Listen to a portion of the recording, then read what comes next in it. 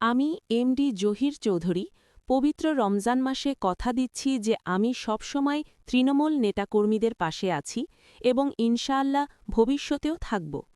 আওয়ামী লীগ পরিবারের একজন সন্তান ও বঙ্গবন্ধুর আজীবন সৈনিক হিসেবে আমি দলের জন্য কাজ করে যাব। মামলা বা গ্রেপ্তারের ভয় দেখিয়ে আমাতে দমানো যাবে না। আমি আপনাদের পাশে ছিলাম এবং থাকব।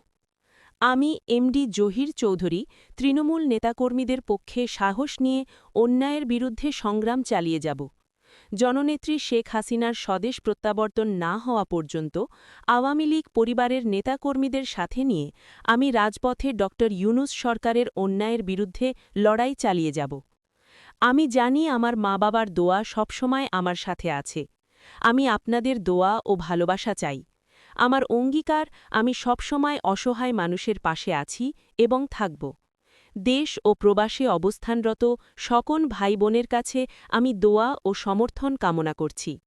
জয় বাংলা, জয় বঙ্গবন্ধু।